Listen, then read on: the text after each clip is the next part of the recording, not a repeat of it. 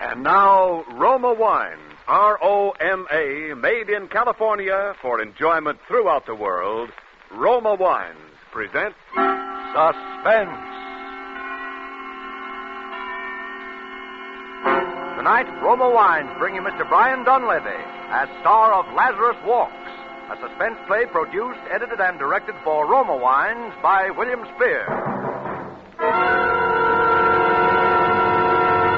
Suspense, radio's outstanding theater of thrills, is presented for your enjoyment by Roma Wines. That's R-O-M-A, Roma Wines. Those excellent California wines that can add so much pleasantness to the way you live, to your happiness in entertaining guests, to your enjoyment of everyday meals. Yes, right now, a glassful would be very pleasant, as Roma Wines bring you Brian Donlevy in a remarkable tale of suspense.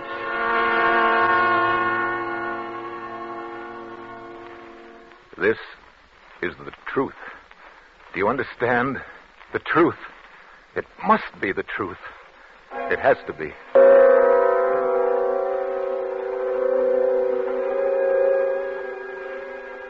I, Robert Winsley Graham, a doctor and psychiatrist by profession, do hereby of my own free will and volition, albeit with deepest regret, make the following full and complete statement relative to that all but unbelievable series of events which has brought such disaster and misfortune to my house, and particularly to my poor wife, Isabel.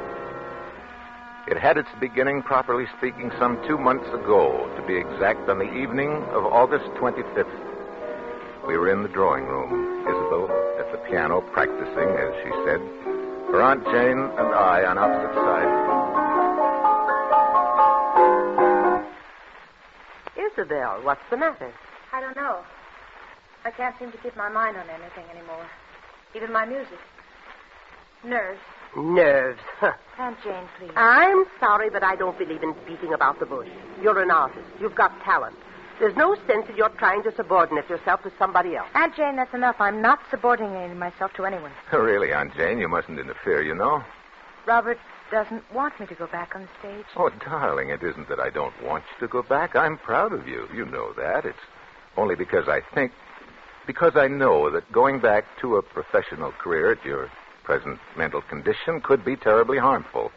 Yes, I know, Robert. I know you're right.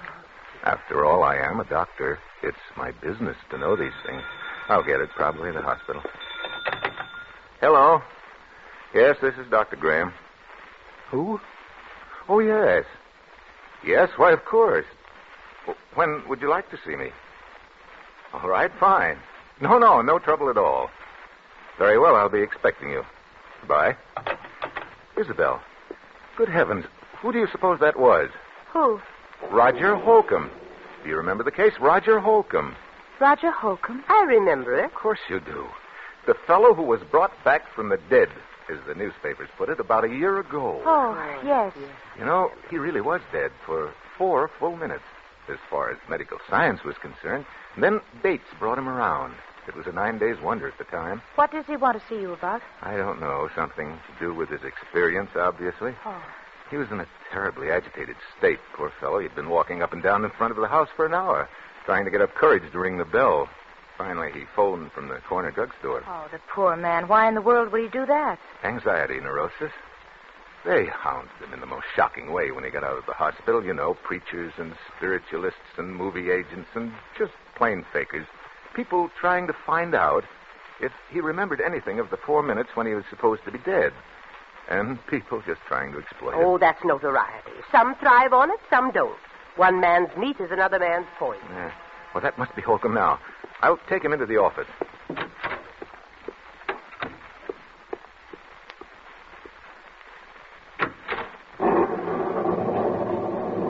Dr. Graham? Yes. You're Roger Holcomb? Yes. Come in. Thank you. It's a pleasure to meet you, Mr. Holcomb. Is it? Oh, sit down. Oh. Why did you come to me, Mr. Holcomb? Well, I was told that you specialized in strange cases. Things that other men can't explain. Yes, that's true in a way. You know what happened when I got out of the hospital? How they followed me and questioned me, hounded me day and night, trying to find out if I remembered anything, if I'd experienced anything beyond the grave. Yes, I remember that. And then you remember that my answer was always the same, that I remembered nothing, that I knew nothing. Well, I was wrong. Oh? What did you experience during those 4 minutes? I don't know. But it must have been something. Something I don't even dare to think about. How do you know this? Well, it happened the first time on a boat trip, which I'd taken to recover my health. I found myself chatting with a woman who was seated at my table in the dining salon. She found occasion, as such women often will, to mention her age. She said, "After all, I'm not yet 40. And then it happened. What happened? From somewhere came crashing into my mind the certain knowledge of the exact day and year of that woman's birth. And with it, a compulsion to speak out, a compulsion which I could no more have resisted than I could have resisted breathing. I said, "Madam, you were born in May, weren't you? May 30th? And then I added the date, the year 1900. She was well over 40. She'd lied to me. It's an innocent enough thing, but I had known the truth and been forced to speak it. And I have been ever since." Wow. And this condition has existed only since your... Since my 4 minutes beyond the grave, yes. It's as though... Well, this will sound... It's as though in that brief time I had glimpsed eternity, that I'd seen revealed all truth of all the ages. Now, I know that sounds foolish, but... This is most amazing. Well, tell me, you have a family and friends who are understanding. Oh, for heaven's sake, Doctor, don't you understand what this has done to me? Yes, I had a family, friends, a girl I was going to marry. Today I'm an outcast, a pariah. I'm shunned, feared, is hated. Mr. Holcomb, I believe that this condition is very real to you, causes you very real anguish, and I want to help you. Do you think you can? I'm confident that I can. Do you suppose you could arrange to stay with me here at my home for a matter of weeks or months, if necessary? Oh, I'd do anything in the world to be a normal man again. Well, you'll have your own quarters. You'll be quite comfortable, I assure you. Well, I'm sure it's a lovely house, what I've seen of it. Yes, I'm rather lucky. I'm interested in research primarily, not much money in that, you know, but a couple of years ago I came into quite a nice inheritance. The house went with it. What is it? What's the matter? The inheritance was not yours, it was your wife's. The house is your wife's. You are penniless. That's true. I don't know why I lied to you. Pride, I suppose. I'm sorry. I told you I couldn't help it. I'll go now. No, please. It was my fault. It's a small matter. But you see now that... I want to help you. Do you believe me now? I believe, Mr. Holcomb, either that you are far more ill than I realized, or that in the months to come, you and I must venture into a realm never before explored by mortal man.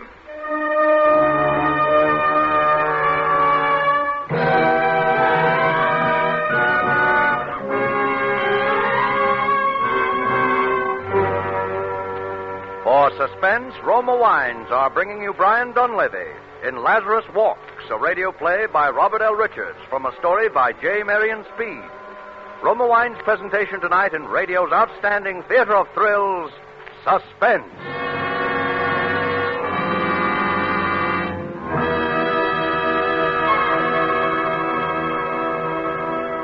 Between the acts of Suspense, this is Ken Niles for Roma Wines.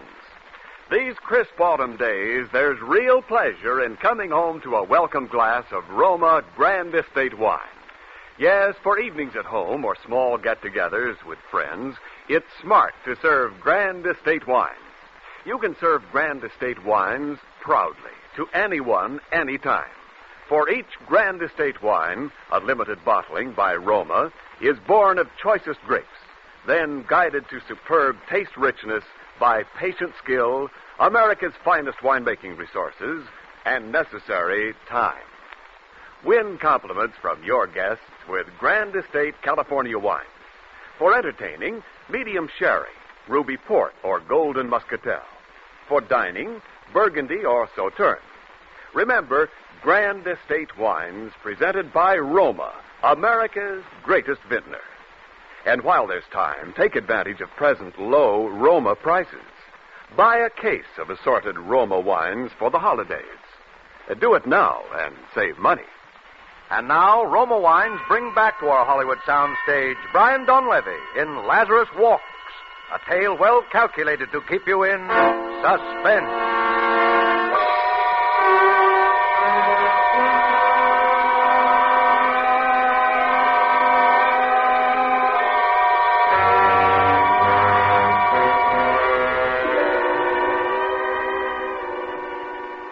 It was utterly fantastic, and yet it was true. I checked the facts again and again. He could not possibly have known, and yet he knew. Can you imagine what this meant to a man of science? If I could fathom the depths of Roger Holcomb's mind, I could make a contribution to the body of scientific knowledge absolutely without parallel in modern times. There remained the problem of Isabel. I was aware of the danger, of course, but I believed I could control the situation. I determined to proceed. Actually, Holcomb's presence made itself felt almost immediately. The first incident came after he had been with us scarcely a week.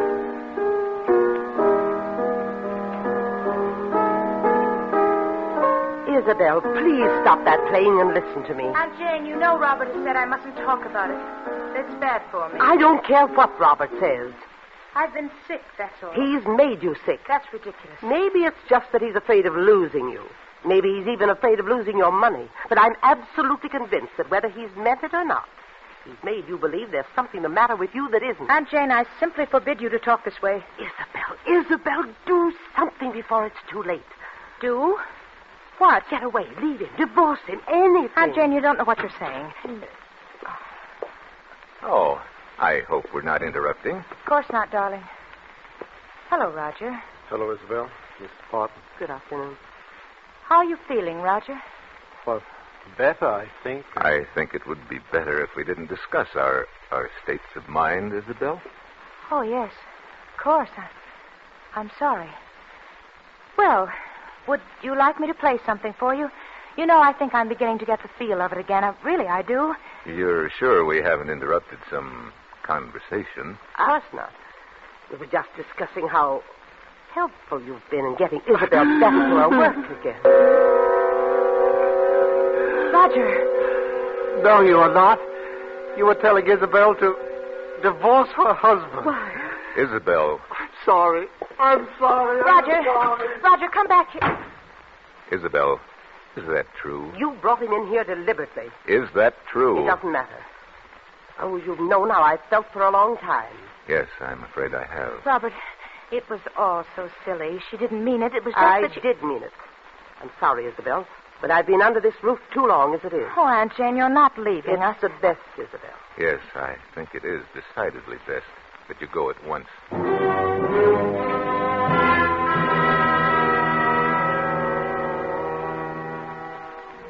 It was this incident which gave me my first insight into the relationship which was destined to develop between Isabel, Roger, and myself. The first and most obvious result was that Isabel and I became further estranged as each day passed. It was difficult to speak of even the most casual things with this strangely terrifying specter of truth always at our elbow. The situation reached its inevitable climax the evening that Leopold Serinsky, the famous conductor of the Los Angeles Symphony, was to call on Elizabeth with a view to a resumption of her professional career under his auspices. I gave a great deal of thought to that evening. It had to be handled with the greatest tact. Robert, you will help me, won't you? Of course I will, darling. Robert, does he have to have dinner with us tonight? Roger? Isabel, you know how I stand on Oh, that. yes, I know, but just this once. Even once, Isabel, to keep him in his room like a spoiled child when we have guests might undo everything I've accomplished in weeks. Oh, I know, darling, of course you're right, but... Roger, come in. Robert, Yes? I was wondering if I mightn't be excused. Just tonight. You're having dinner with us, Roger. Must I? You know you must, Roger, and you know why. Roger, don't you want to meet Mr. Serinsky? He's really a wonderful person. Yes, indeed, I would very much, but... You know, Roger, I made my debut with him in 1934. I did a concert with him every year until... Isabel was very talented. I was. I am. Roger, I'm going to play with him again, you know. He wants me to open the season in November. Can you imagine what it means to me? I'm so glad, Isabel. And Robert has finally given his consent, haven't you, dear? Robert? Robert. I'm sorry. What was it you said, Isabel? I said you'd given your consent to my playing with Serinsky. Isabel, you know I don't want you to think that I'd ever stand in your way. Yes, I know, dear. I'll do the Emperor Concerto, and you'll come to hear me. You do want to, don't you, Roger? Well, Please, Isabel, don't ask me things that I What's can't. the matter? What's the matter with both of you? You act as though you thought I wouldn't be able to appear. As though the whole idea were hopeless or something. Isabel, please. I am going to play. And I'll be better than I ever was. You know I will, don't you? Don't you? Yes, of course, Isabel. You'll play wonderfully. No, Robert, no, that's untrue.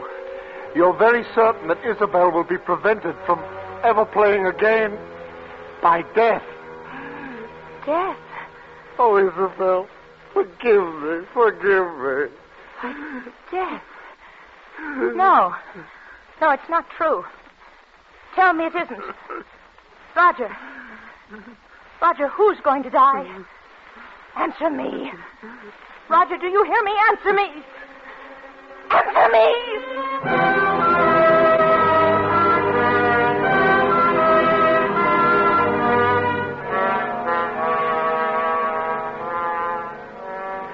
When Serinsky arrived, I told him that it would be quite impossible for Isabel to leave her room. The concert was canceled, and indeed, to my knowledge, she has never touched the piano since that day. By now, to even the most casual observer, it must appear only natural that Isabel had every motive for a desperate, almost paranoid hatred of Roger Holcomb. This much was clear to me, the rest not yet. As a precautionary measure, I prescribed a drug for Isabel, which she at last consented to take.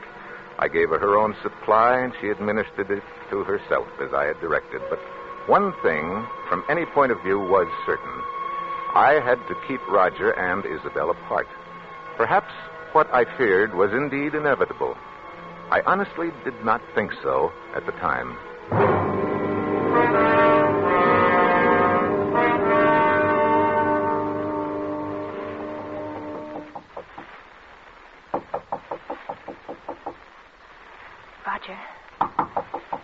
Roger. Yeah? It's me, Isabel. What do you want? Let me in, please. No. Please. It's terribly important. Robert said... I know. But he said it would be all right this time. Are you sure? Yes, please. All right. Now, what do you want? I want to talk to you, that's all.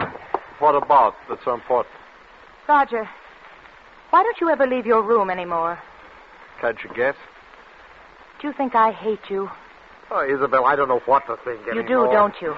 I warned him. I told him it would happen. Now I'm going mad up here thinking of the anguish I've caused But, you. Roger, I don't... You must believe me. I know what it's been like for you having me here, Roger. Isabel. Roger, you see, for the first time in my life, I think my husband is wrong about something. Wrong? Yes. Don't you see? He's been worried about both of us, and so this distrust has grown up between us. Well, I don't distrust you, Isabel. You've been more wonderful But to me. you're afraid of me. And that amounts to the same thing. And it's bad for both of us. It's hurting both of us. Well, I've often felt I wanted to talk to you, to beg your pardon. Oh, Roger, you don't have to do that. We're both sick. But I think if we saw each other sometimes, if we talked the whole thing out, it would help us both. Does Robert think so, too? No. Then he didn't tell you it was all right to see me. No. I lied to you. You what? I lied to you. You lied to me. And it didn't happen. Isabel, don't you see?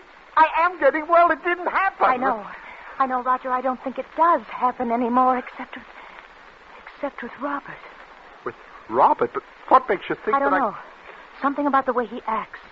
The way he is. Oh, but Isabel, he is curing me then. Perhaps you shouldn't have No. come. Don't you understand? We must see each other. We must talk.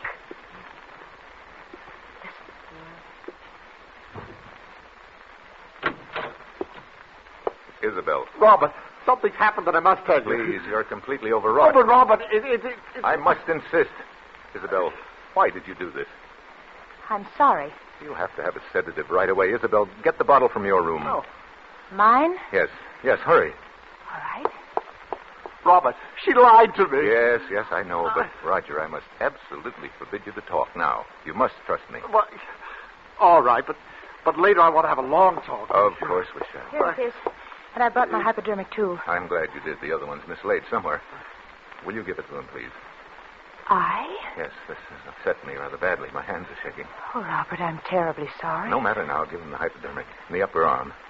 That's right. Yes. There. Thank you. Leave us now, please, Isabel. Yes. All right. How are you feeling now, Roger? I'm fine, Robert. I think I'm better than I have been in months. I know you're better. That's why I was so upset. Do you see? Oh, why, Robert? I can't tell you all my reasons now, but you must trust me and believe in me. Oh, I do. It's only that I'm afraid for your health. Roger. No. You're afraid of murder.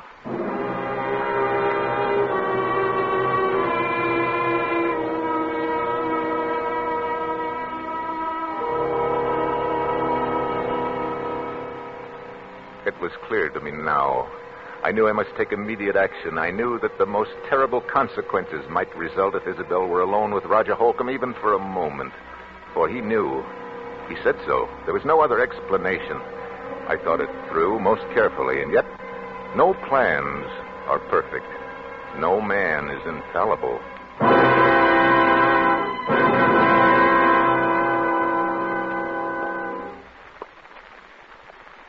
Isabel. Robert, you frightened me. What were you doing? Why, nothing. Don't lie to me, Isabel. I'm not. I was... You were coming from Roger's room. No, I swear I wasn't. Isabel, don't you understand that you're sick? That I've insisted on these things for your own good and his? All right. I was going to talk to him, but I haven't. Oh, Isabel, why do you try to tell me that? But it's true, Robert, really true. Is it? Roger. Roger. What? What's the matter? Look. Robert. Oh, it couldn't be. It is. He's dead. Dead. The hypodermic by his side. The drug. Your drug. Your hypodermic. But it's only a sedative. Except that in large quantities it's fatal. You know that. Oh, Robert, no. No, listen to me. Oh, Isabel, why? Why when I warned Robert, you? look at me. Look at me. It's Isabel. It's your wife. You can't... No. Well, where are you going? Robert, come back here. I'm going to call the police.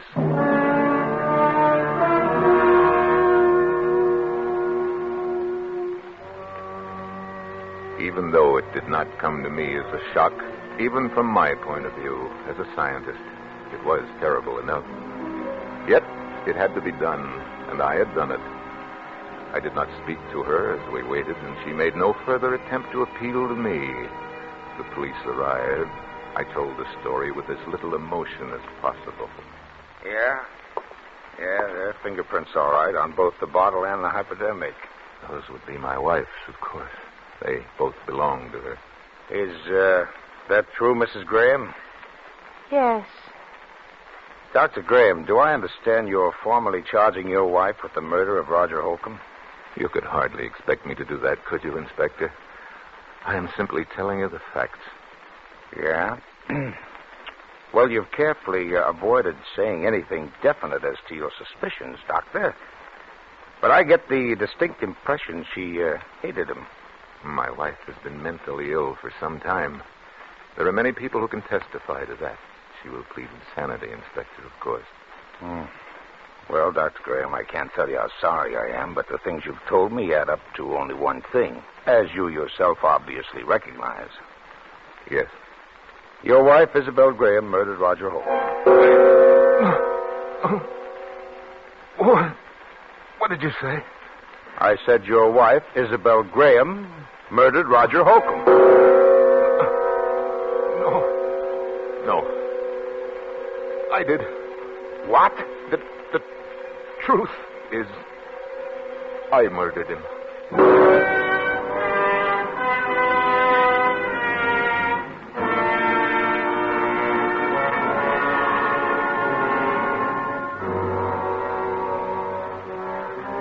No plans are perfect. No man is infallible.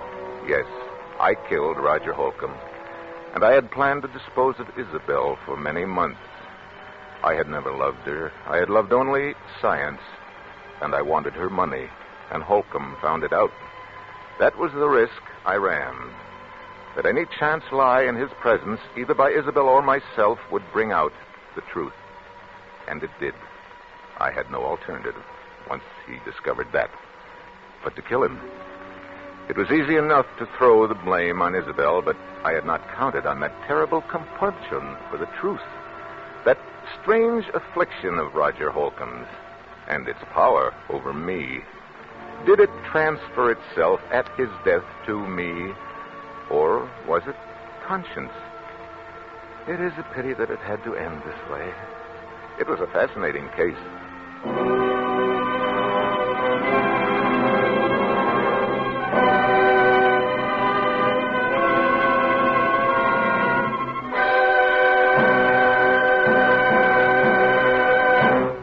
Suspense. Presented by Roma Wines, R-O-M-A, made in California for enjoyment throughout the world. And now this is Ken Niles bringing back to our suspense microphone the star of tonight's play, Brian Donlevy. Well, Brian, we can't give you an Oscar for your outstanding performance tonight, but Roma does want you to enjoy this basket of fine Grand Estate wine. Grand Estate wine, swell. That kind of Oscar has tasted to you, Ken. Right you are, Brian. Here in your basket is Grand Estate California Burgundy, and Grand Estate Burgundy at mealtime really makes a difference you can taste. Yes, Grand Estate Burgundy brings out all the taste goodness in juicy roast beef, adds to your enjoyment of a good steak, a brace of sizzling chops, or even simple hamburgers. Ken, you're killing me. I'm starved. I never eat before a broadcast. Well, then you'll especially enjoy Grand Estate Burgundy with supper tonight. For Grand Estate Burgundy, like all Grand Estate wines, is a limited bottling of rare distinction, a wine born of the choicest grapes, then with infinite patience, guided to mellow perfection by the unmatched skill and resources of Roma Master Vintners. Remember the name, Grand Estate Wine, presented by Roma, America's greatest vintner. I'll remember, Ken. And speaking of great names, I understand that you have Jack Carson all set for Suspense next week, a comedy show, I suppose. Oh, now, come, Brian. You know we specialize in the unexpected on Suspense. No, Mr. Carson will, I think, astonish a great many listeners who think of him as a gay, mad jokesmith. They'll hear him really give out with the drama when he appears on Suspense next Thursday. He'll play a man who wants his freedom badly enough to kill somebody for it. Well, that I've got to hear. Well, thanks, Ken and Bill and Lud. It's been swell, as usual. Well, thank you again, Brian. And we all think you're great in Paramount's 2 years before the match. Next Thursday, same time, you will hear Mr. Jack Carson as star of Suspense. Produced and directed by William Spear for the Roma Wine Company of Fresno, California.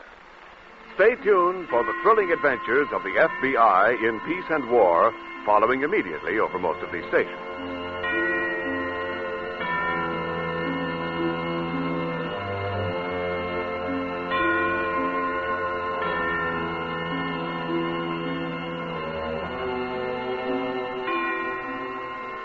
This is CBS, the Columbia Broadcasting System.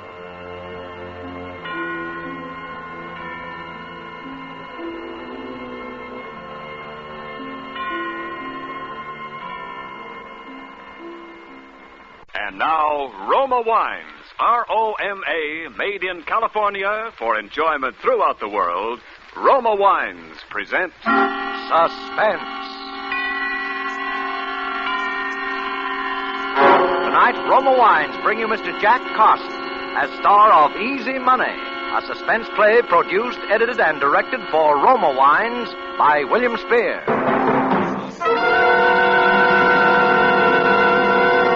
Suspense, radio's outstanding theater of thrills, is presented for your enjoyment by Roma Wines. That's R-O-M-A, Roma Wines. Those excellent California wines that can add so much pleasantness to the way you live, to your happiness in entertaining guests, to your enjoyment of everyday meals. Yes, right now, a glassful would be very pleasant as Roma Wines bring you Jack Carson in a remarkable tale of suspense.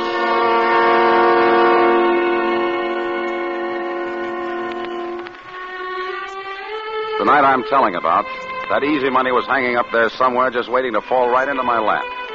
I didn't even know it. All I knew was I had business elsewhere. I was playing the piano at Mario's over in Brooklyn, but that night I slipped out early. I didn't even tell Ellen. I just left. Because for the first time in 14 years, I had a purpose in life, a plan, an objective, and I wanted to think. I was sitting in Gus's grill over a cup of coffee, still thinking, when I looked up suddenly, and there was Ellen. Where'd you come from? I followed you. I think I'll have something to eat, too. Girl can sure work up an appetite chasing a man. Look, go away, will you? I'm depressed. That's all the more reason you need me, darling. The food here is terrible. Some of Gus's customers have to be treated for shock. Well, let's go somewhere else. This is the only place where my credit's still good. I stopped at your rooming house yesterday. Somebody said you had to move. If you need money, Paul, why didn't you tell me? Because I'm through taking money from you. You're only borrowing it. Look, this is a terrible blow to my pride, darling, but for the 10th time, will you marry me? Nope. Why not? It'd make me terribly happy. You'd be happy for a month and miserable for the rest of your life. Is this a kind way of telling me that you don't love me? You're never out of my mind. But just walking in the street, I get lonely for you. Then marry me, Paul. I'd be good for you. I'd always be nagging you and driving you to work harder and get someplace. Just exactly where I belong. Mauling a piano at Mario's for those lecherous leg breakers. Oh, I know better. You know, a couple of times I was there when you stayed after closing. You thought you were all alone. I heard you playing. How did you ever get like this? You're imagining things. Well, you never tell me anything about yourself. Paul. When I stopped at your room yesterday, I saw something on the floor that kind of puzzled me. You did? A page torn out of last week's Destiny magazine. What's so puzzling about that? Well, it was all carefully folded. It looked like something you'd been carrying in your pocket. I thought maybe you dropped it, so I brought it along. What would I want that for? I don't know. It's just a full-page ad about the Diary of Martha Lathrop that's starting next week. It says, after 10 years abroad, Martha Lathrop has just come back to America. Her authoritative books have opened the secret doors of politics. Her keen mind has alerted America on world affairs and punctured the stuffed shirts of important men.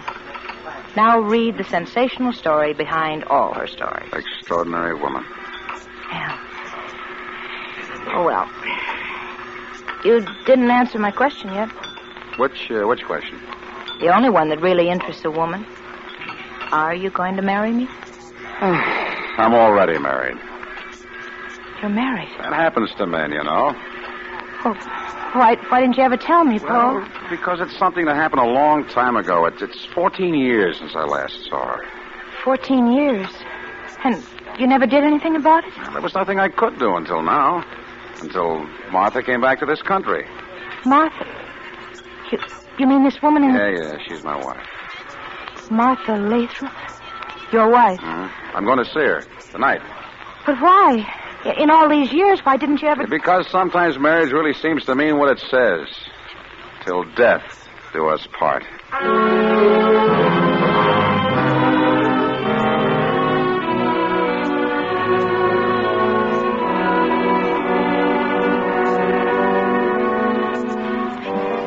I left Ellen and went up there.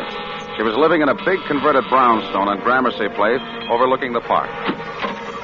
The door was opened by a rough-looking character who would have been a lot more convincing as a private dick than as a butler, which is what he was apparently supposed to be. For a moment, I wondered if he knew anything about me. If this watchdog might be the one person she could have told to warn him against me. But, of course, I was wrong. Not with her pride, not her, not Martha. Yes? I want to see Miss Lathrop. You have an appointment? No, but... Then you can't see her. Now, wait a minute. Without an appointment, you can't see her. Nobody can see her. Miss Lathrop is a very sick woman. Sick? The newspapers didn't say anything about Never it. mind what the newspapers said. You heard what I said. Well, look, just give her this watch. I'll wait. What about the watch? Well, just give it to her. I think she'll see me. It has her name in it. Oh. Something you found? Yeah, something I found.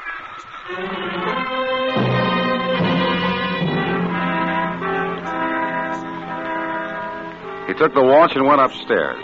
I knew the watch would work because Martha herself had given it to me as a wedding present. I knew exactly how it would work, up to a point. And if she still wouldn't give me what I wanted, I was ready for that, too. But there was something about the whole setup that I didn't get. The house itself, dark and somber as a prison. The pug-ugly butler. The part about her being sick. It didn't fit. It just didn't fit with what I knew about Martha Lathrop. I sat down in the living room to wait. I almost jumped out of my skin. It was a big bird like a parrot, a macaw or macaw, whatever it's called, peering at me through the bars of a cage. I remembered now reading about how some big game hunter had given it to her. It was big and bright-colored and mean-looking, with a green stripe between its eyes, which gave a really quite startling impression that the thing was wearing spectacles. I was still staring at it when I turned and I saw Martha. For the first time in 14 years. She was pale, thinner than I remembered, but with the same hard, intense blue eyes, the same air of cold condescension, but there was something else. Suddenly I knew what it was. It was fear. A look of hidden fear that was almost shocking to me, who had always known Martha as utterly, even cruelly fearless. I was in for another shock. She didn't speak to me. She spoke to the butler. Robert, have you searched him? Not yet, Miss Lathrop. Please do. Turn around. Hey, what's the idea? I said turn around. Well, he's all right, Miss Lathrop. Very well. You may go now, Robert. Yes, Miss Lathrop. May I ask what that was all about? I've had some very trying experiences since I last saw you, Paul. You must have if you have to search all the callers for concealed weapons. What are you afraid of, Martha? I'd rather not discuss it if you don't mind. What do you want? You're not exactly overjoyed to see me, are you? I said, what do you want? Well, I read about your diary. I came to congratulate you. Then congratulate me and get out. Look, Martha, that bird seems to be as bad-tempered as you are. Can you keep him out of this conversation? This conversation is over. Not my end of it, no. What did you come here for? Money? Because the answer's no. No, not this time. This time I want something money can't buy. One of the very few things it can. What's that? To be free, Martha. Why? So that I can marry again. Did I happen to say something funny? I suppose to some people love isn't funny, is it? Wasn't to me when I married you. That was the one bad miscalculation I made in my life. I know. I knew that first time you went to Paris for a newspaper, I'd never see you again. You said going away would only be temporary, but as the French say, there's nothing so permanent as the temporary. Why didn't you get a divorce then? Why didn't you think then that someday you might want to marry again? After my experience with you? My dear Martha, what I thought of women after that isn't fit language even for your ears. But you weren't above taking money from a woman, were you? You weren't above forging checks with my name, were you? I needed it. And I knew your vanity.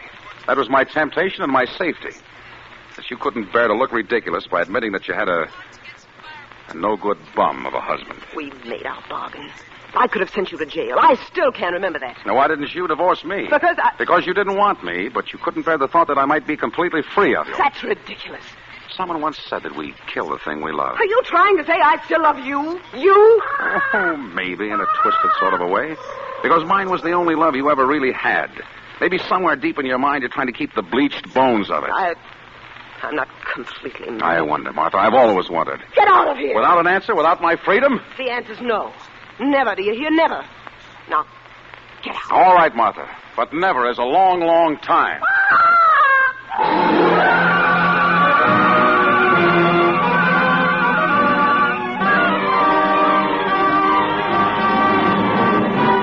For Suspense, Roma Wines are bringing you Jack Carson in Easy Money, a radio play by Sidney Renthal. Roma Wines' presentation tonight in radio's outstanding theater of thrills, Suspense.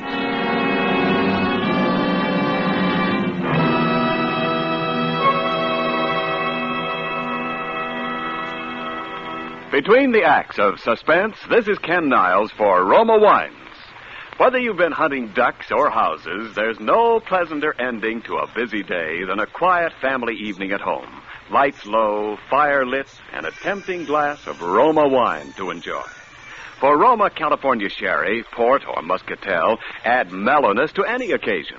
And better tasting Roma wines are sure to please, because more Americans enjoy Roma than any other wine. To give you better tasting wine, Roma starts with California's choicest grapes.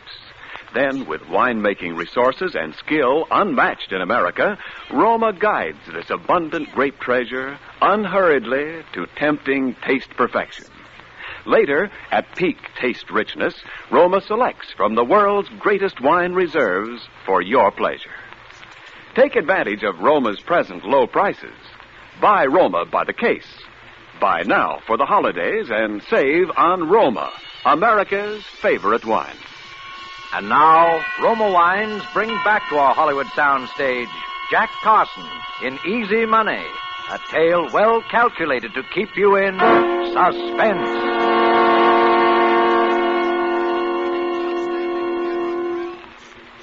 So, Martha wouldn't give me a divorce. All right, I could have stood that. But that business about sending me to jail, that was different. And I knew my Martha. And I knew that now that she was back from Europe and could do it, she still hated me enough so that someday she'd yield to the temptation and would do it.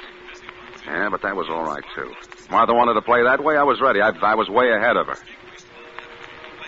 In a place like Mario's, the customers we have, you can get a hold of almost anything you want if you know who to ask. So the first thing I got was nitrazine because it was the easiest and one of the deadliest. And the next was a bunch of keys, passkeys. And that was all I needed. So the next night after I left Mario's, I just waited out in the park across the street. I was prepared to wait there every night for a week if I had to. But it was less than an hour.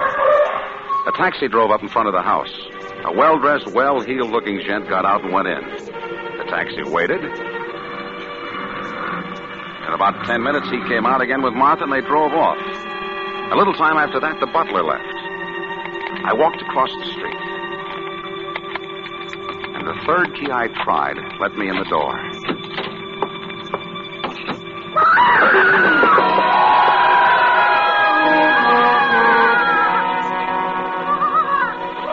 There was that fiend of a bird. But it only stopped me for a minute. I won't say I wasn't nervous. I guess anybody's nervous when they're about to commit a murder. But I hadn't any reason to be, I kept telling myself. Who was going to pin it on me?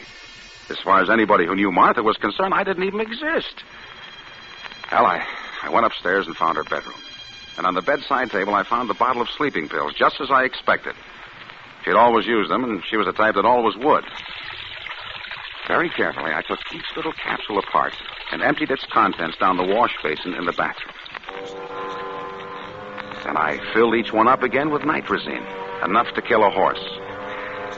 I was down at the bottom of the stairs again when a light went on in the vestibule. She was coming back. I had just time to slip behind one of the heavy curtains in the living room, but that was all. But Martha, to suspect me of all people... Please, Martin, I would rather not discuss it. Martha, you must realize that these obsessions are symptoms of a sick mind. I said I would rather not discuss it. Good night. She'd had a quarrel with someone. That was good. Now I knew she'd take the sleeping pills. She went directly upstairs. I waited. 5 minutes later, the butler came in. But he went straight on to his own quarters somewhere in the back of the house. I waited some more. It seemed like hours, but I suppose it was only a few minutes. I wondered if she'd taken the sleeping pills yet. I wondered if I'd hear her when she fell. Finally, I didn't dare wait any longer. I slipped out from behind the curtain and crossed the living room. And I just closed the front door quietly behind me when a light went on inside. I pressed into a corner of the vestibule. Through the glass panel of the door, I could see Martha in a negligee coming down the stairs, and she had a bottle in her hand. The bottle of sleeping pills. For a second, I thought she must have found out somehow that she was going to call the police. Yeah, but she wasn't. Moving like a sleepwalker, she crossed the living room. She was dumping one of the pills out of the bottle into her hand. Then she stopped. She stopped in front of the cage of that bird.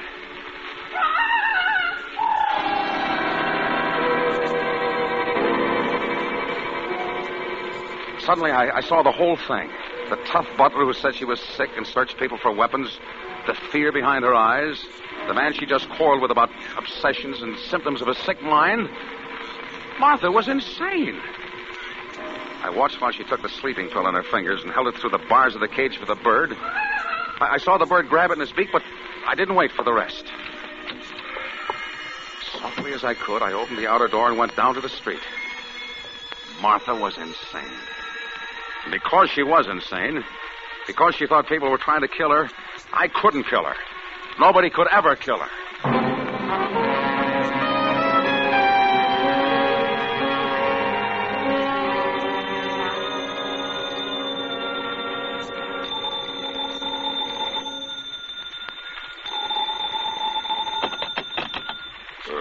Hello. Paul, are you all right? Alan?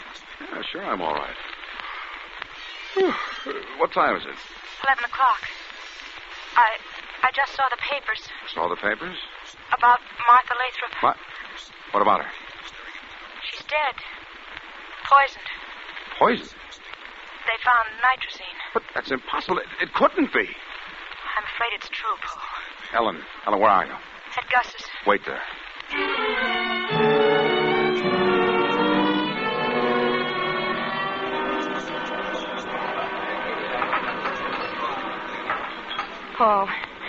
Paul, let's go away. With what? I've got a little money.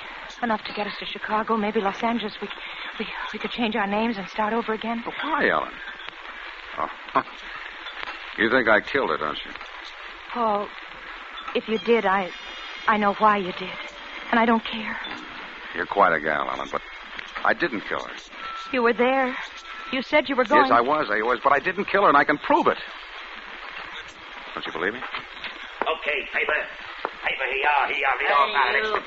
paper. Wait a minute. Give me a couple of those. Yes, sir, here you are. All about the big murder. Murder? Yes, sir, a few.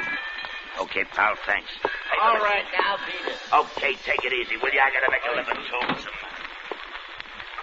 Paul. Yeah. It wasn't you. Oh, Paul. Dr. Martin Osterman. That must have been the guy she went out with last night. And they've got him cold. They quarreled publicly, big restaurant. She said he was trying to poison her. He'd given her the prescription for the sleeping pills that killed her. Ellen, how would you like to have some real money and earn it?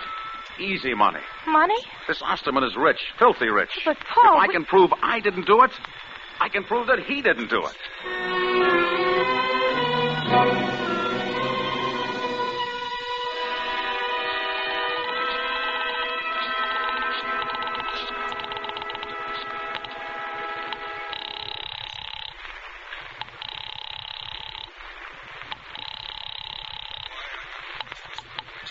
Harrison, Winters, and Forbes. Which one is handling the Osterman case? Why, I'll give you Mr. Harrison. Hello? Mr. Harrison? Yes? The papers say that you're Dr. Martin Osterman's lawyer, is that right? Oh, yes, that's right. Who is this? Your client's in a pretty bad way, isn't he? Look here, I'm not in the habit of speaking over the phone to people You'll speak to me, because I can prove he's innocent. You can what? That's what I said. I can prove it. Well, Mr. whatever your name is, if you have any evidence, I'd certainly be glad if you'd come down to my office and Well, I'll send somebody else down, my secretary. She'll want money. Well, $50,000. $50,000?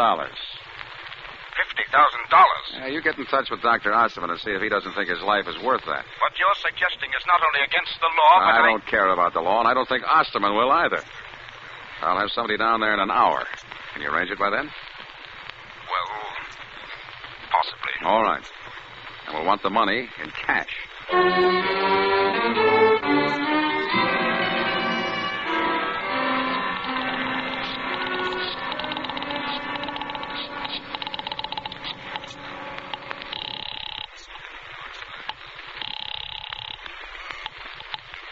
Harrison, Winters, and Forbes. There's a young lady waiting for this call in Mr. Harrison's office. I want to speak to her. Oh, yes. Hello? Paul, Ellen. Have they given you the money? Yes. Did you count it? Yes? All right, put Harrison on, and then start for Grand Central Station. All right, Paul. He wants to talk to you. Thank you. Hello? Mr. Harrison? Yes. All right, here's the dope. Martha Lathrop was not murdered. She committed suicide. What? Suicide? And here's the proof. She was suffering from delusions. She thought people were trying to kill her, poison her, and so on. Dr. Osterman confirms that, of course. Yes, What he doesn't know is that it had gone so far she was trying out things she ate on that big parrot she had. The macaw? Yeah, the butler will confirm that. Anyway, she tried out those sleeping pills on the bird before she took them. And you'll find a dead bird in the house to confirm that. Good heavens. So she knew those pills were poison before she took them. Martha Lathrop killed herself.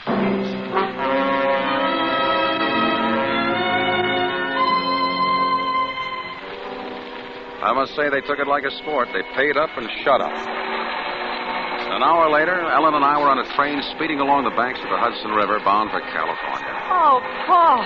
$50,000. Easy money. That must be the easiest money any man ever made in his life.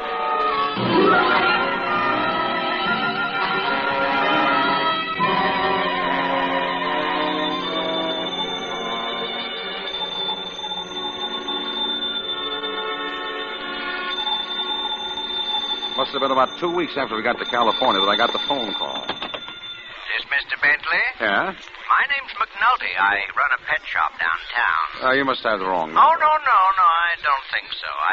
I got something down here you might be interested in. A bird.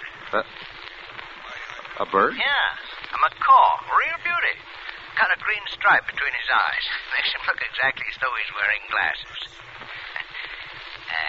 You interested? No.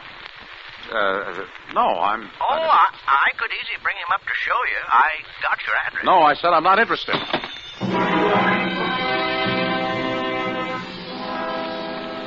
That night, I told Helen I found bugs in the place, so we moved. 2 nights later, I was alone, and there was a knock on the door.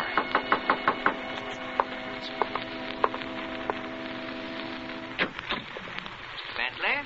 Yeah? What do you want? I brought the bird anyway, Mr. Bentley. I thought sure you'd want him when you saw him. Look, I said... had quite a time finding where you'd moved to, though. Oh, look, isn't he a beauty? Look, I told you that Have you seen one like him before? Oh, they're very rare, very rare. What made you think I'd want him? I just thought you would. Don't you want him? How much? Well, now, like I say, that's a very rare bird. 500? Oh, yes, that'd be all right, Mr. Bentley. Here. Oh. Thank you, Mr. Bentley. And I'm sure you'll enjoy it. Now, get out. Yes.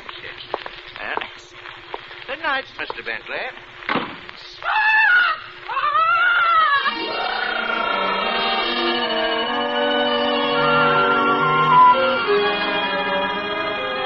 They could be no doubt about it. It was the same bird. I opened the cage and roughed his feathers to see if the markings might have been painted on. Hey! He bit me. But it was the same bird. He sat there staring evilly at me through those spectacles of his, laughing at me. I reached in the cage again and wrang his neck.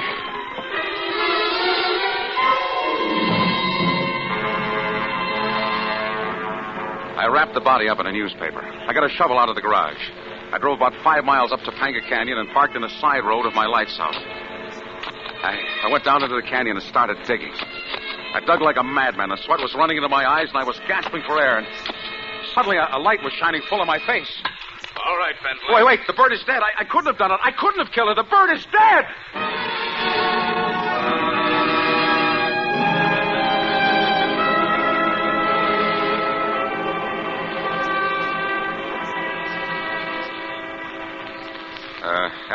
Ellen had nothing to do with it. She thought I was innocent all along. Okay, we got nothing against her. But the bird, Well, Bentley, that was what you might call psychological warfare.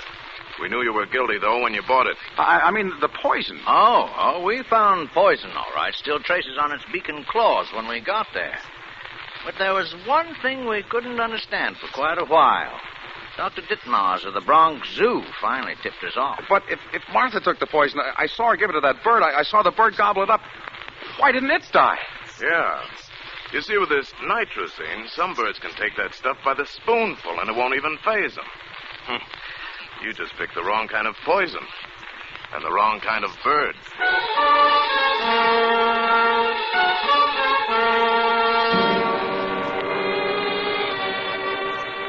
And so, being of sound mind and somewhat relieved to know it, I do hereby bequeath in this, my last will and testament, witnessed here in the death house at Ossining, New York, on this 7th day of November, to my wife, Ellen, the sum of $48,700, the remainder of that easy money, hoping that the facts herein set forth will assure her that she has a right to it, since I will shortly, to my regret, have earned every nickel of it.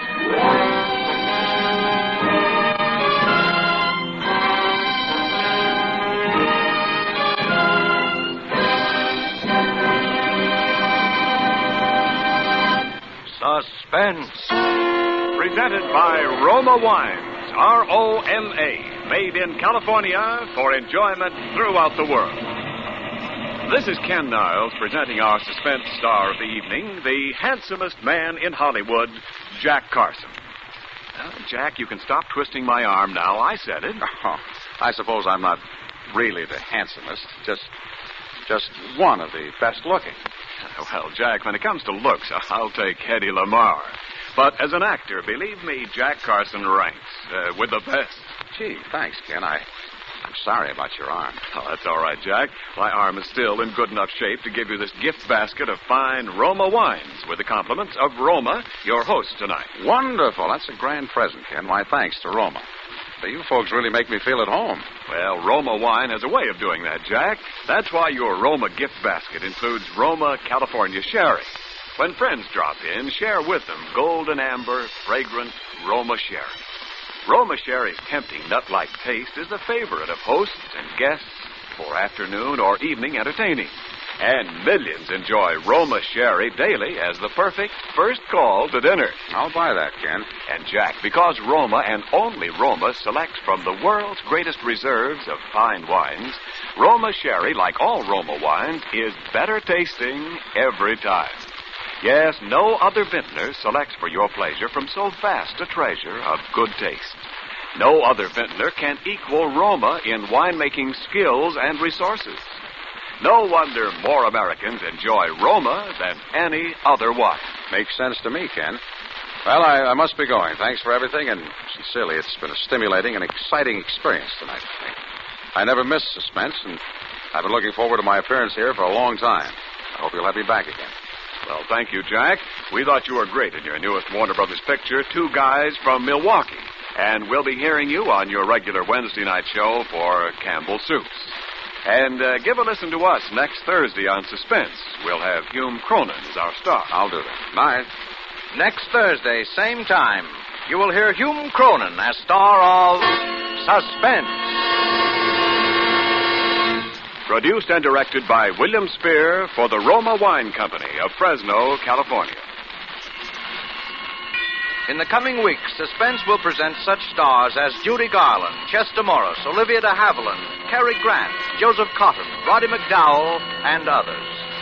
Make it a point to listen each Thursday to Suspense, radio's outstanding theater of thrills. Suspense is broadcast from coast to coast and to our men and women overseas by shortwave and through the worldwide facilities of the Armed Forces Radio Service. Stay tuned for the thrilling adventures of the FBI in peace and war, following immediately over most of these stations. This is CBS, the Columbia Broadcasting System.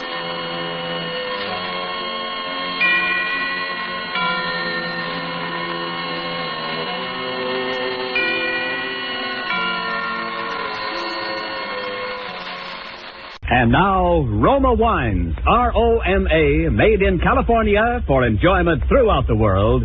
Roma Wines presents Suspense. Tonight, Roma Wines bring you Mr. Hume Cronin as star of The One Who Got Away, a suspense play produced, edited, and directed for Roma Wines by William Spear. Suspense, radio's outstanding theater of thrills, is presented for your enjoyment by Roma Wines. That's R-O-M-A, Roma Wines. Those excellent California wines that can add so much pleasantness to the way you live, to your happiness in entertaining guests, to your enjoyment of everyday meals. Yes, right now, a glassful would be very pleasant, as Roma Wines bring you Hume Cronin in a remarkable tale of suspense. Certainly told her, listen here, I said, if you think for 1 minute that I intend to stand for that sort of thing, you've just... James, you're not listening to me. Put down that paper and listen to me. Yes, dear, I'm listening. So I said you're very much mistaken. I did not come in here to be insulted. Perhaps you don't know it, young lady, but the war is over. And the sooner you people appreciate that fact, the better it will be for all of us. And Mabel backed me up, too. You bet she did. We went to the manager, and what we didn't tell him about that clerk, we certainly did. Are you listening to me, James? Yes, dear, yes, well, dear, I'm the nerve listening. trying to tell us that merchandise was hard to get. And so were salespeople. Didn't do him any good, I'll tell you. I'll bet it didn't. What'd you say, dear? I'll bet he wish he'd taken a little more time and trouble hiring clerks, and we got through with him the very idea. It's just like I said to Mabel. It's just like I said. I said, if they have a hat department, they have to sell hats. And if they want to sell hats, they have to allow the customers to try them on. Honestly, if I want to try on hats, it's none of their... That's the way it was. I want to try on. Talk. The least they can do is to train their clerks to be a little every more morning at and that's breakfast. right. Every night from the minute I got out of the house until I finally got to sleep. Every weekend from Saturday morning until Sunday night. Talk. Even in the movies. You are anyway, I said. Mightn't have been so bad if I'd had a traveling job, but, well, then I didn't have a traveling job. I worked for a bank. I had a job there as a spot auditor. The job was to make spot checks on tellers and cashier's accounts between the regular audits. The bank had been stuck a couple of times by embezzling tellers. No wonder the money they paid. So they fixed up this job making spot checks to catch any funny business before it got very far. Expensive, all right. Just as much money as hers. Are you listening to me, James? Yes, dear. I said I was listening. Well, and if my husband gave me as much money for clothes as hers does, I'll bet I could look a whole lot better than she does. Of course, Ethel had been talking like that for, 10 years. Practically ever since we got married, I guess. And there wasn't anything I could do about it. I'd tried to make her shut up, but she wouldn't. I tried to leave her once, but she followed me and talked until I came back just to shut her up. Couldn't get a divorce. I tried that once. But I couldn't stand this any longer.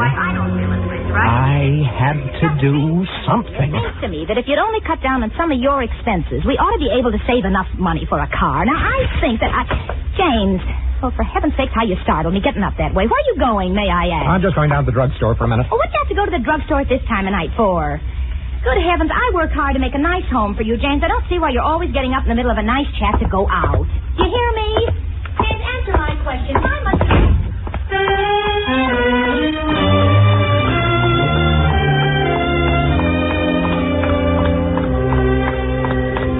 As soon as I got outside, I felt better.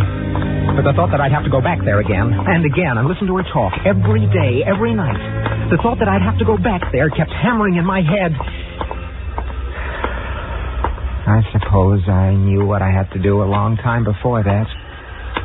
But I'd never admitted it to myself. There was only one way to shut that woman up. That was to kill her.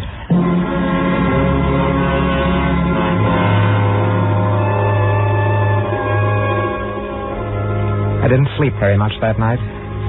In the morning, I got up as usual and I went to the bank. I hadn't figured out how to do it yet. What I wanted was an ironclad alibi. I wanted to think some more about it. So for today's spot check, I needed something easy, some accounts that wouldn't give me any trouble. I looked over the bank personnel, wondering which one I should pick. And there was my man, Arthur H. Tilwer, the perfect employee. Looking just like John Q. Taxpayer. Hardworking, conscientious, loyal. Been there for 35 years and risen at last to the eminence of second assistant cashier. Good morning, Mr. Tilwer. Oh, good morning, Mr. Carroll. You passed a restful night, I trust. What? Oh, yes, more or less, Mr. Tilwer. Ah, that's fine. Now, what may I do for you this morning? Well, I thought I'd run a spot check on your accounts today, if you don't mind. Spot check on my account? There's really no need for that, is there? No, of course not. It's strictly routine. You know that. But surely there must be others that you haven't. Oh, come now, Mr. Tilwer. There isn't anything wrong with your accounts, is there? Of course not. Of course not. Very well, if you insist. Here are the books, and you may proceed. And so I went to work on Tilwer's accounts. I'd done this sort of thing so often I didn't have to pay much attention to it. So while I worked, I thought about Ethel and about an alibi. Well, aren't you finished yet, Mr. Carroll? Closing time, you know. Just about, Mr. Tilwer. Quite a bit of work here. You seem to have handled a lot of transactions last month.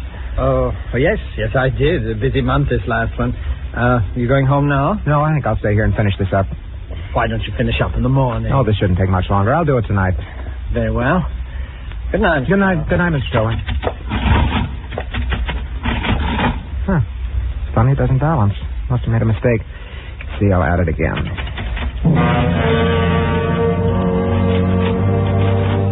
But it wasn't any mistake.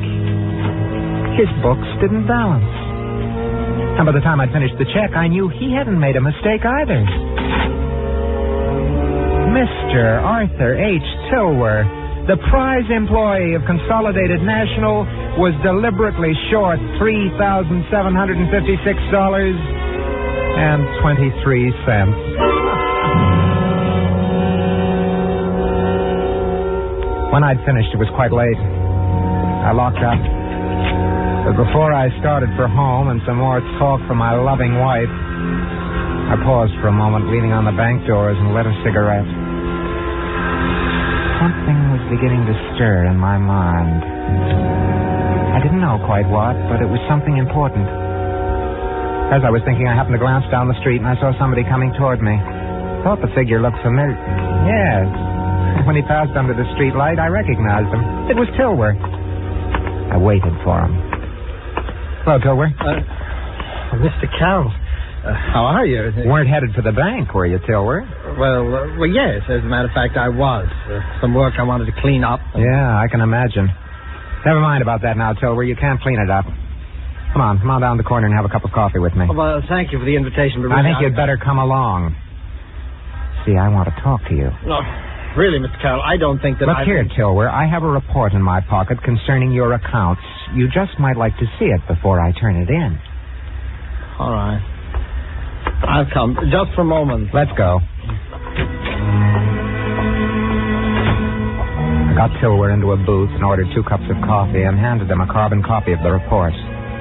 He read it all the way through. And the further he read, the whiter his face got. Stop shaking and give me that before you spill your coffee. Oh. Now, there are a couple of things I want to know before I turn this in. What have you done with the money? Mr. Carroll, I have a sister. She's desperately ill. Every penny of that money has gone for her treatment. Every penny. That isn't going to make any difference. Embezzlement's embezzlement. Well, she'll die. She'll die, Mr. Carroll. I didn't mean to steal that money, and I'll pay it back. Please don't turn in that report. My sister will die if I can't continue her treatment. I'll find some way to pay it back. That's what they all say, Tolbert. Mr. Carroll, I've lived a life of probity and honesty for 50 years. I only did this because I couldn't bear to see my sister die for lack of money. I had to have it. You must help me. I must help you. Do you realize what you're asking me to do? Yes, I realize it. Surely there's some way I can make it worth your while. Now, I haven't any money, but I'd do anything for you. Absolutely anything. Don't turn in that report. Then it came to me. This was it. You don't realize it. The perfect alibi. Silver would provide it. Silver would have to provide it. I listened to him run on until I'd thought it all out. And she thinks I have some money. All right, Silver. All right. I'll help you. On certain conditions. Oh, thank you so much, Mr. Carroll. You don't realize... First, I want a written confession from you. Huh? Just in case. And then I want you to be prepared to swear that I was with you all evening on one night that I'll pick out. You understand? Oh, yes. Yes, I'll do it. Anything. Anything at all. Good.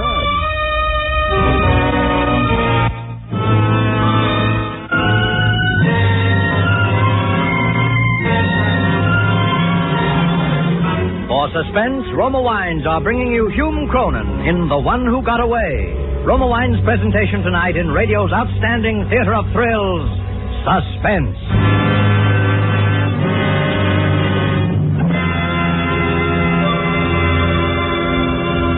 Between the acts of Suspense, this is Ken Niles for Roma Wines. Traditional as going to the big game are those friendly get-togethers and fireside reunions afterwards. If you're playing host this weekend, enrich your hospitality by serving delicious Roma wines. For Roma California Sherry, Port, or Muscatel, add warmth and friendliness to any occasion. And because Roma wines taste better, more Americans serve Roma than any other wine. Roma wines do taste better because Roma master vintners start with California's choicest grapes. Then, with America's finest winemaking resources, they patiently guide this glorious grape goodness to tempting taste perfection. Later, along with Roma wines of years before, this abundant treasure awaits selection from the world's greatest wine reserves for your pleasure. Take advantage of Roma's present low prices. Buy Roma by the case for your holiday needs and save. That's R-O-M-A, Roma Wines, America's favorite wine. And now, Roma Wines bring back to our Hollywood soundstage Hume Cronin as James Carroll in The One Who Got Away, a tale well calculated to keep you in suspense.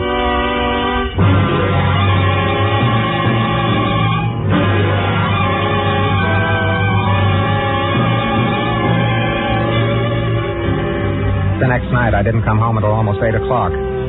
Ethel was in fine form. She started right in. Carol, where have you been? You know I'm supposed to meet Mabel at the corner at 8:15 to catch the bus downtown to the show. I should think you'd show a little consideration for me once in a while. Well, answer me. Where have you been? I'm sorry, dear. I'm sorry. I had to work late, and I didn't have a chance to call you. What do you mean you didn't have a chance to call me? Now your dinner's all cold. You just have to eat it that way, too. I can't wait around here any longer. That's all right, dear. I'll tell you what. You go and get your things on. I'll call Mabel and tell her that you're going to be a little late. She won't have left yet. You haven't called her yet, have you? Oh, well, no, I haven't called her already. I've been doing nothing but wait for you. All right, dear. I'll call her now. You go and get your things on. Well, all right. But in the future, James Carroll, when you know I'm going out, I want you here on time. Hello? Is that you, Tolbert?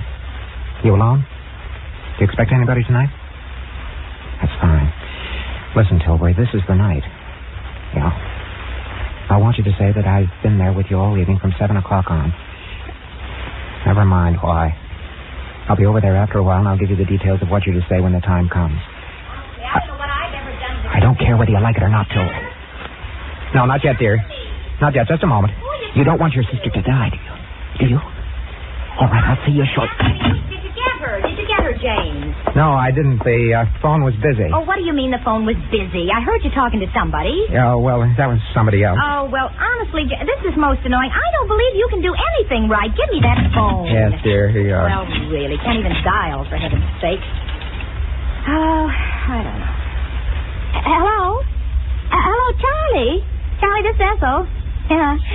Has Mabel left yet? Oh, good, yeah. Let me talk to her, will you, please? Yeah. For heaven's sake, James, don't just stand there behind me like that. You know how nervous it makes me. Get away. Mabel, this is Ethel. Listen, hon, I'm sorry, but I'm just going to be a tiny bit late. Yeah? Oh, I'll catch the next bus, sure. Well, it's really very annoying. I had a Hello? Hello, Ethel? Ethel, can you hear me, Ethel? Hello?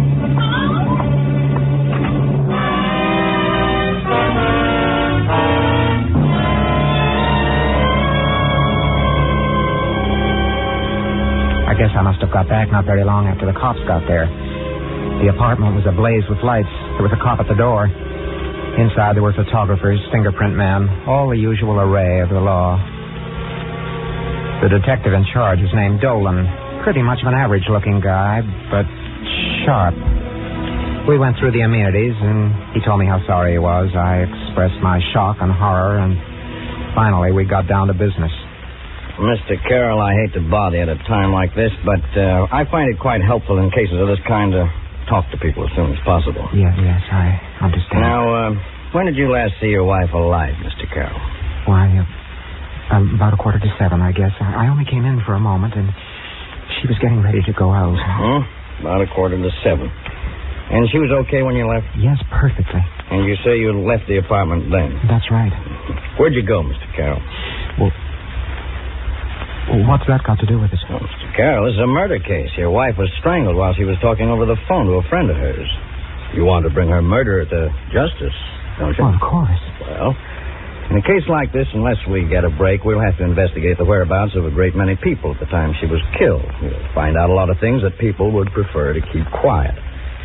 Now, perhaps what you were doing after you left here is something like that. But let me assure you, if where you were and what you were doing has nothing to do with this case, it'll never come out. Now, where were you? Was it to see a woman, Mr. Carroll? Oh, no. No, there was no other woman. Don't you remember where you went? Yes. Yes, I remember. Why won't you tell me? Mr. Carroll, where did you go after you left this apartment at 6:45? I'm not going to tell you. Mr. Carroll, why did you kill your wife? Didn't kill her? What's the matter with you? You didn't kill her. You left her here alive at 6:45, and you won't say where you went. But that's right. But I didn't kill her. Well, why should I? Look here, I love my wife. Mr. Carroll, I'm afraid you leave me no choice. I must ask you to accompany me down to headquarters.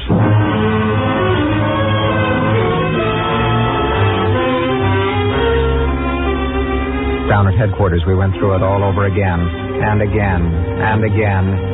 In the end, always the same 3 questions, and always the same 3 answers. Why did you kill your wife, Carroll? I didn't kill her. Where did you go that night? I won't tell you. Why won't you tell us where you went? I won't tell you that. The same 3 questions, and the same 3 answers.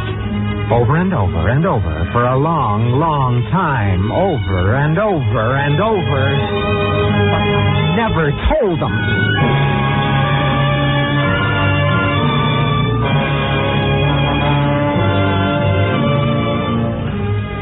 The case came up for trial about 2 months later. The prosecution had a good sound case for first-degree murder, and the district attorney made the most of it. It looked open and shut until the last witness for the defense, the only witness for the defense, Arthur Tilwood, took the stand. On the evening of the 14th of September, I went straight home from the bank and had dinner.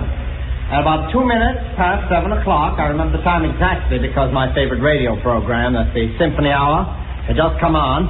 The defendant, Mr. James Carroll, joined me and remained in my presence until about 11 o'clock.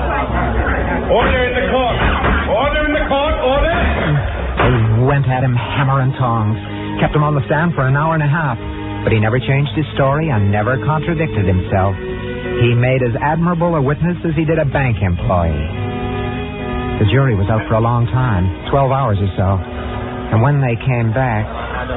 Ladies and gentlemen of the jury, have you reached a verdict? We have, Your Honor. Do you find the defendant, James Carroll, guilty as charged or not guilty? Not guilty, Your Honor.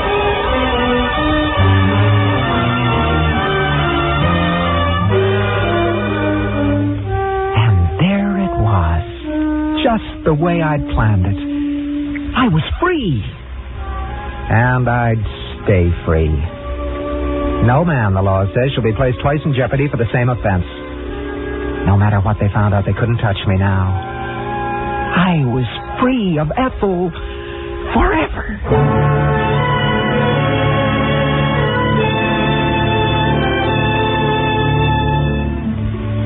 After it was over, I took about a week off. I got a cabin up in the hills, and I just loafed around for a whole week. All by myself. It was nice and quiet. Nice and quiet. When I got back to the apartment, I saw someone standing by my door. It was Dolan. Hello, Carol. Hello, Dolan. Want to see me? Yeah, just for a minute. I've been away for a week, you know. Yeah, we know. Come on in. Thanks. Sit down. Thanks. Cigarette? Cigar? No, I don't think so. Thanks anyway.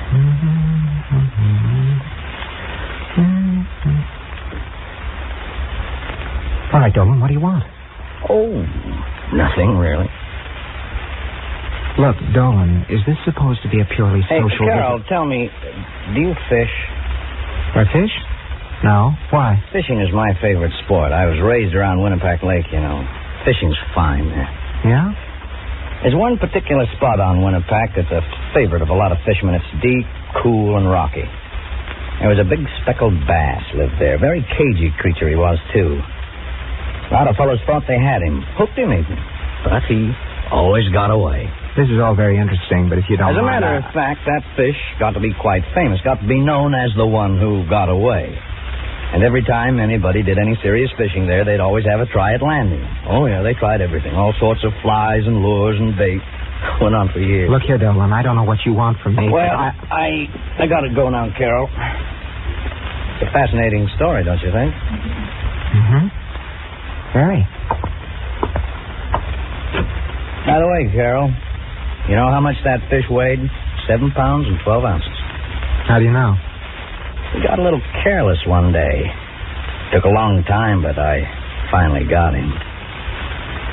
Bye now, Carol.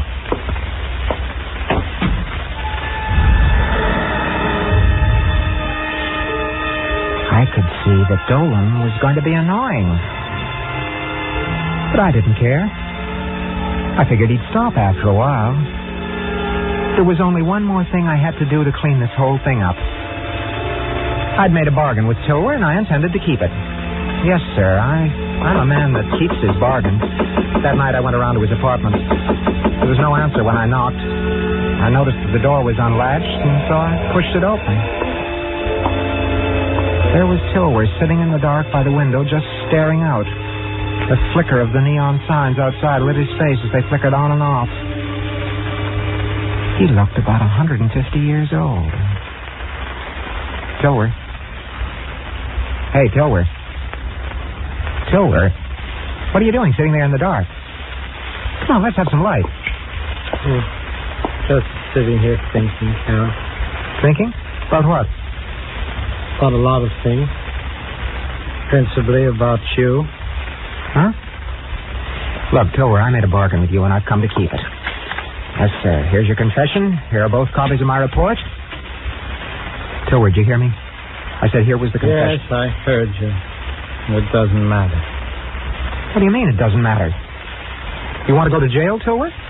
Then how about your sister? My sister's dead this morning. Oh, I'm sorry, Tilwer.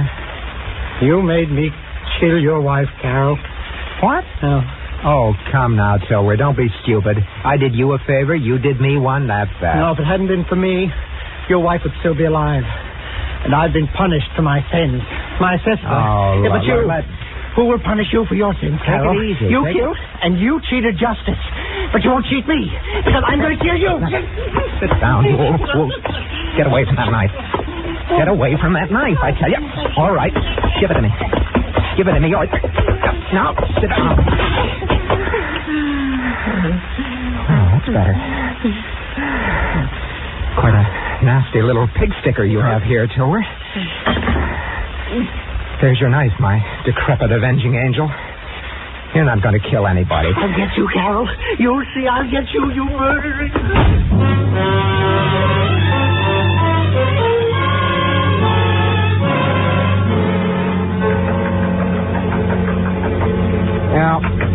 Yeah. Who's there? Just a minute. Hey, wait a minute. Hold on. I'm coming.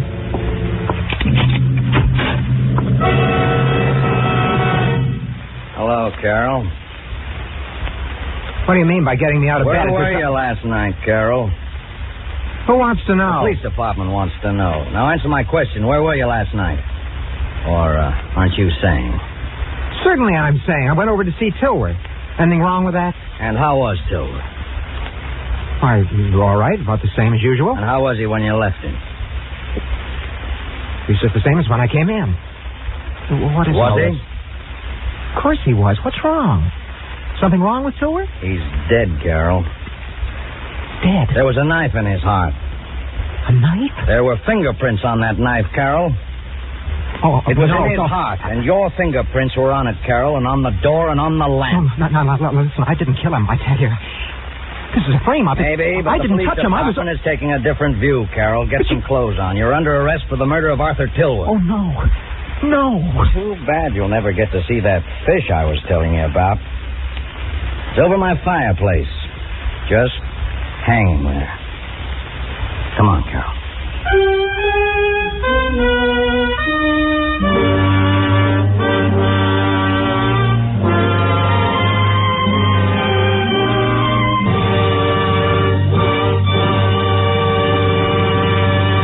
Suspense. Presented by Roma Wines, R-O-M-A, selected for your pleasure from the world's greatest reserves of fine wine. This is Ken Niles introducing our suspense star of the evening, one of Hollywood's most accomplished villains, Hume Cronin. Tell me, Hume, wouldn't you like to give up roguery and play a nice guy just once? Not me, Ken. Look what happens to the nice guys on Suspense. They always get killed in the first act. Give me a cloak and dagger anytime. Well, as far as you're concerned, then, villainy is its own reward. That's it. My sentiments to a teaser. A tea party doesn't go on this program, Hume. But since you're a party to Suspense this evening, this goes to you.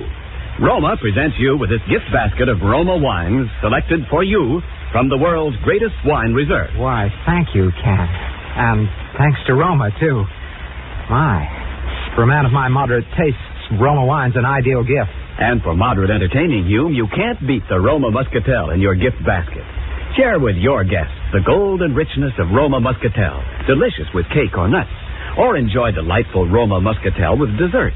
Let the naturally sweet, mellow taste of Roma Muscatel enrich your quiet evenings at home. Roma Muscatel, that sounds very tempting. Oh, it is, Hume. And Roma Muscatel tastes better because Roma starts with California's choicest grapes, guides them skillfully with America's finest winemaking resources to tempting taste perfection. Later, at peak richness, Roma selects from the world's greatest wine reserves for your pleasure. That's the reason more Americans enjoy Roma than any other wine. And reason enough, too. And now, Ken, before I go home and murder my wife again, who's slated for the spotlight on Suspense next Thursday? It's yours and mine and everybody's dream girl, Hume. Judy Garland. Oh, that's wonderful. Well, what kind of a play will Judy do? Well, we don't want to tip too much of it, but Judy will appear as a girl who works as a waitress in one of our Hollywood drive-ins and who gets into a situation that is, believe me... well calculated to keep you in suspense? Right. I'll certainly be listening. Good night, Ken. Good night, Hume. Hume Cronin appeared through the courtesy of Metro-Goldwyn-Mayer, producers of the Technicolor production The Yearling. Next Thursday, same time, you will hear Judy Garland as star of Suspense. Produced and directed by William Spear for the Roma Wine Company of Fresno, California. CBS, the Columbia Broadcasting System. Going back to a professional career at your present mental condition could be terribly harmful. Yes, I know, Robert. I know you're right. After all, I am a doctor. It's my business to know these things. I'll get it probably in the hospital. Hello. Yes, this is Dr. Graham. Who? Oh, yes. Yes, why, of course. When would you like to see me? All right, fine. No trouble at all. Very well, I'll be expecting you. Goodbye. Isabel, good heavens, who do you suppose that was? Who? Roger Holcomb. Do you remember the case? Roger Holcomb. Roger Holcomb? I remember it. Of course you do. The fellow who was brought back from the dead, as the newspapers put it, about a year ago. Oh, yes. You know, he really was dead for 4 full minutes, as far as medical science was concerned. And then Bates brought him around. It was a 9-days wonder at the time. What does he want to see you about? I don't know. Something to do with his experience, obviously. Oh. He was in a terribly agitated state, poor fellow. He'd been walking up and down in front of the house for an hour, trying to get up courage to ring the bell. Finally, he phoned from the corner drugstore. Oh, the poor man. Why in the world would he do that? Anxiety neurosis. They hounded him in the most shocking way when he got out of the hospital. You know, preachers and spiritualists and movie agents and just plain fakers. People trying to find out if he remembered anything of the 4 minutes when he was supposed to be dead. And people just trying to exploit him. Oh, that's notoriety. Some thrive on it, some don't. One man's meat is another man's poison. Yeah. Well, that must be Holcomb now. I'll take him into the office.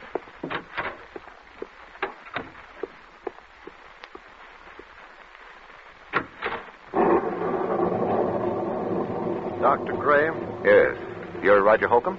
Yes. Come in. Thanks. It's a pleasure to meet you, Mr. Holcomb. Is it? Oh, sit down. Oh. Why did you come to me, Mr. Holcomb? Well, I was told that you specialized in strange cases. Things that other men can't explain. Yes, that's true in a way. You know what happened when I got out of the hospital? How they followed me and questioned me, hounded me day and night, trying to find out if I remembered anything, if I'd experienced anything beyond the grave. Yes, I remember that. And then you remember that my answer was always the same, that I remembered nothing, that I knew nothing. And now, Roma Wines, R-O-M-A, made in California for enjoyment throughout the world. Roma Wines present Suspense. Tonight, Roma Wines bring you Mr. Brian Dunleavy as star of Lazarus Walks, a suspense play produced, edited, and directed for Roma Wines by William Spear. Suspense, radio's outstanding theater of thrills, is presented for your enjoyment by Roma Wines. That's R-O-M-A, Roma Wines. Those excellent California wines that can add so much pleasantness to the way you live, to your happiness in entertaining guests, to your enjoyment of everyday meals. Yes, right now, a glassful would be very pleasant, as Roma Wines bring you Brian Donlevy in a remarkable tale of Suspense.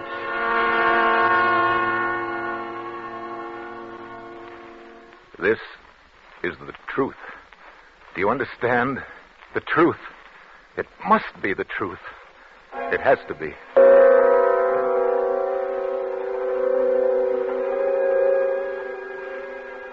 I, Robert Winsley Graham, a doctor and psychiatrist by profession, do hereby of my own free will and volition, albeit with deepest regret, make the following full and complete statement relative to that all but unbelievable series of events which has brought such disaster and misfortune to my house, and particularly to my poor wife, Isabel. It had its beginning, properly speaking, some 2 months ago, to be exact, on the evening of August 25th. We were in the drawing room, Isabel at the piano practicing, as she said, her Aunt Jane and I on opposite sides. Isabel, what's the matter? I don't know. I can't seem to keep my mind on anything anymore. Even my music. Nerves. Nerves. Aunt Jane, please. I'm sorry, but I don't believe in beating about the bush. You're an artist. You've got talent. There's no sense in your trying to subordinate yourself to somebody else. Aunt Jane, that's enough. I'm not subordinating myself to anyone. Really, Aunt Jane, you mustn't interfere, you know. Robert doesn't want me to go back on stage. Oh, darling, it isn't that I don't want you to go back. I'm proud of you. You know that. It's only because I think, because I know that... Well, I was wrong. Oh? What did you experience during those 4 minutes? I don't know. But it must have been something. Something I don't even dare to think about. How do you know this? Well, it happened the first time on a boat trip, which I'd taken to recover my health. I found myself chatting with a woman who was seated at my table in the dining salon. She found occasion, as such women often will, to mention her age. She said, "After all, I'm not yet 40.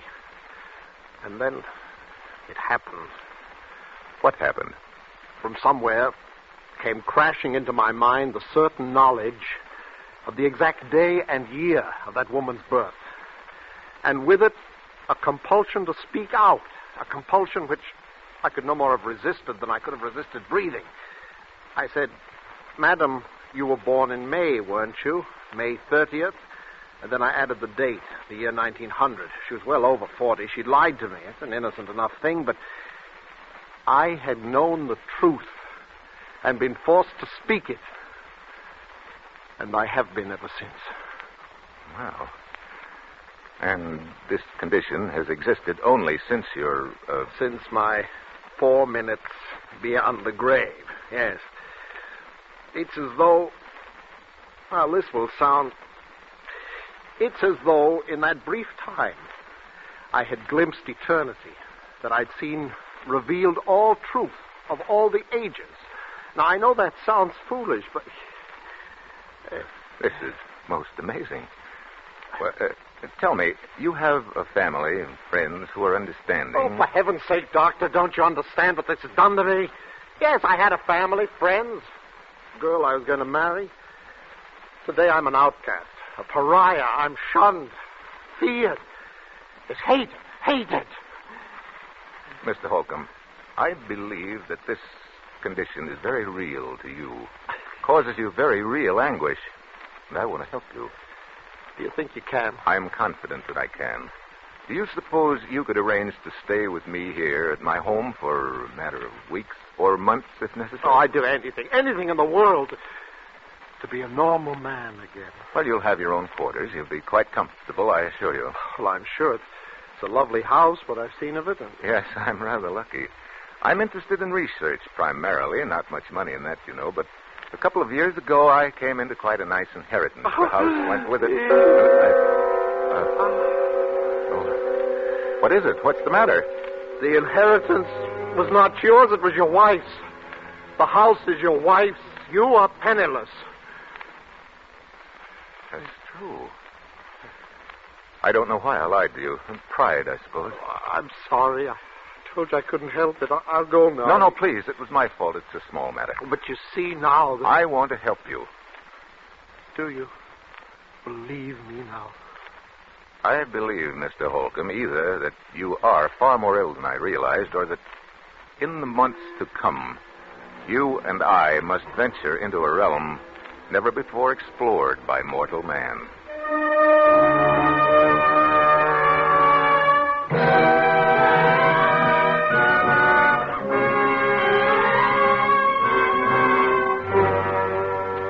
For Suspense, Roma Wines are bringing you Brian Dunleavy in Lazarus Walks, a radio play by Robert L. Richards from a story by J. Marion Speed. Roma Wines' presentation tonight in radio's outstanding theater of thrills, Suspense.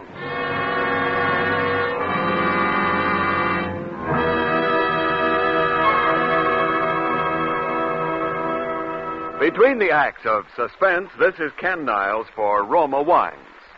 These crisp autumn days, there's real pleasure in coming home to a welcome glass of Roma Grand Estate wine. Yes, for evenings at home or small get-togethers with friends, it's smart to serve Grand Estate wines. You can serve Grand Estate wines proudly to anyone, anytime. For each Grand Estate wine, a limited bottling by Roma, is born of choicest grapes, then guided to superb taste richness by patient skill, America's finest winemaking resources, and necessary time. Win compliments from your guests with Grand Estate California wines. For entertaining, medium sherry, ruby port, or golden muscatel. for dining, Burgundy or Sauterne. Remember, Grand Estate Wines presented by Roma, America's greatest vintner.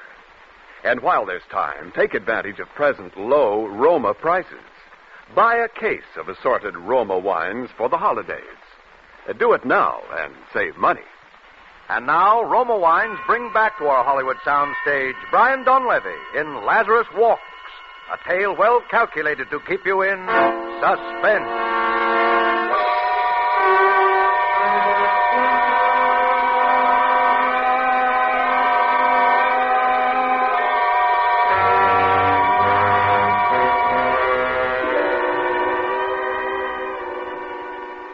It was utterly fantastic, and yet it was true. I checked the facts again and again. He could not possibly have known, and yet he knew. Can you imagine what this meant to a man of science? If I could fathom the depths of Roger Holcomb's mind, I could make a contribution to the body of scientific knowledge absolutely without parallel in modern times. There remained the problem of Isabel.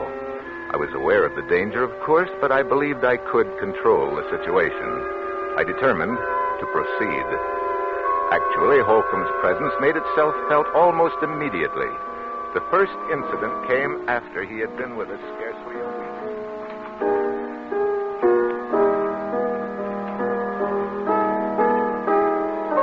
Isabel, please stop that playing and listen to me. Aunt Jane, you know Robert has said I mustn't talk about it. It's bad for me. I don't care what Robert says.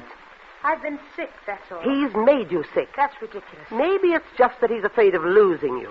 Maybe he's even afraid of losing your money. But I'm absolutely convinced that whether he's meant it or not, he's made you believe there's something the matter with you that isn't. Aunt Jane, I simply forbid you to talk this way. Isabel, do something before it's too late. Do? What? Get away, leave him, divorce him, anything. Aunt Jane, you don't know what you're saying. Oh, I hope we're not interrupting. Of course not, darling. Hello, Roger. Hello, Isabel. Mr. Barton. Good afternoon. How are you feeling, Roger? Well, better, I think. I think it would be better if we didn't discuss our states of mind, Isabel. Oh, yes. Of course. I'm sorry. Well, would you like me to play something for you? You know, I think I'm beginning to get the feel of it again. Really, I do. You're sure we haven't interrupted some conversation? Of course not. We were just discussing how helpful you've been in getting Isabel back to her work again. Roger. No, you are not. You were telling Isabel to divorce her husband. Why? Isabel. I'm sorry. Roger. Roger, come back here.